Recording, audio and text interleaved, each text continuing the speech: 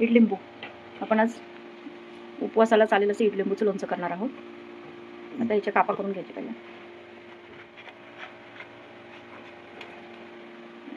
याच्यामध्ये जी बीज आहेत ही बी काढून घ्यायची. बी जर नाही काढले तर मग कडवटपणा जास्त येईल. जे आपले लहान लहान फोडी करून घ्यायचे. अशा आपण छोटे छोटे फोडी करून घेतलेले आहेत. कुकरमध्ये 4 शिट्ट्या लावून वाफवून घेणार आहोत.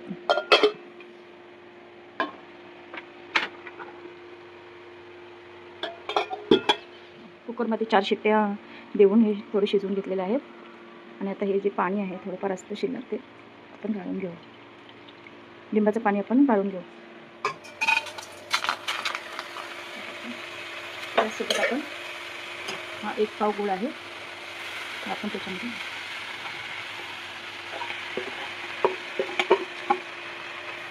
पूर्ण मिक्स करायचं. गॅस मंद आचेवर ठेवायचा आणि शक्यतो कोणताही मुरंबा करत असताना कैरीचा मुरंबा असो, आवळ्याचा मुरंबा असो किंवा इडलिंबूचा मुरंबा असो किंवा गोड लोणचं बनवायचं असेल तर स्टीलच्या पातेल्यातच बनवणे. 1 दालचिनीचा तुकडा, 2 लवंग, वेलची पावडर आणि सुंठ पावडर आपण याच्यात ॲड केली. स्वादासाठी तयार झाल्यानंतर खूप छान चवीला लागतं. आंबट गोड एकदम चटकदार. 2 घास आपल्या जेवणाच्या सोबत घेतले तर 2 घास आपण जास्त खातो.